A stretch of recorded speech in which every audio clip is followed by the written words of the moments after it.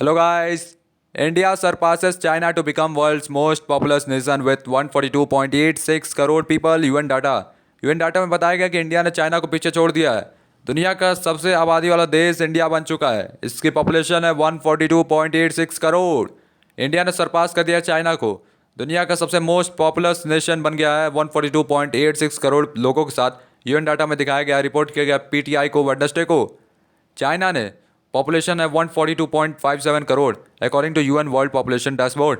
United State जो है distant third है, जिसमें एस्टिमेटेड पॉपुलेशन है 340 मिलियन। डाटा में दिखाया गया कि अमेरिका के तीसरे नंबर पे है पॉपुलेशन के हिसाब से, जहाँ पर 340 मिलियन लोग हैं। According to new UNFPA report 25% India की पॉपुलेशन जो है एज ग्रुप है इनका 0 से 14 साल।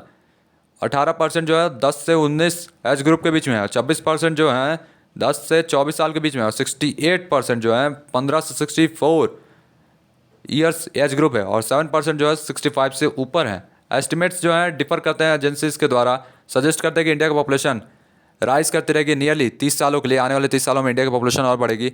ये पीक करेगी 165 करोड़ तक और फिर धीरे धीरे घटती जाएगी। पॉपुलेशन डेमोग्राफिक्स इंडिया की वेरी करती है स्टेट से स्टेट। केरला और पंजाब में सबसे बुजुर्ग लोग रखते हैं। केरला और पंजाब में आबादी बुजुर्ग लोगों की ज़्यादा है और बिहार और उत्तर प्रदेश में यंग लोग ज़्यादा हैं, एक्सपर्ट्स ने कहा है। एंड्रेना वोजनार जो कि रिप्रेजेंटेटिव है United Nations Population Fund India और country for Bhutan, said that India की 1.4 बिलियन पीपल को देखा जा रहा है 1.4 बिलियन अपॉर्चुनिटी की तरह। मतलब जितने लोग हैं उतनी अपॉर्चुनिटी उतने चांसेस।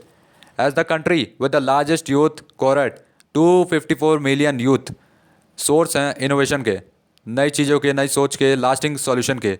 ट्रेजेक्ट्री जो है लेफ्ट फॉर गैप फॉरवर्ड। यदि वुमेंस और गर्ल्स को पर्टिकुलरली इक्विप्ड किया जाए इक्वल एजुकेशनल और स्किल बिल्डिंग को अपॉर्चुनिटीज़ के साथ, एक्सेस दिया जाए टेक्नोलॉजी का और डिजिटल इनोवेशन का, मोस्ट इंपॉर्टेंटली इन्फॉर्मेशन और पावर के साथ, जो कि फुल्ली एक्सरसाइज करेगा अपने रिप्रोडक्टिव राइट्स को और चॉइसेस को। वोजनार ने कहा है कि इंश्योर करेगा जेंडर इक्वालिटी, एम्पावरमेंट और एडवांस करेगा ग्रेटर बॉडली ऑटोनॉमी वुमेन और गर्ल्स के लिए। वो की डिटर्मिनेंट्स होंगे सस्टेनेबल फ्यूचर के लिए, अच्छे भविष्य के लिए। इंडिविजुअल राइट्स और चॉइसेस होंगे रिस्पेक्टेड करने चाहिए और सभी को डिसाइड करना होगा कि कब बच्चे करना है कब नहीं करना है।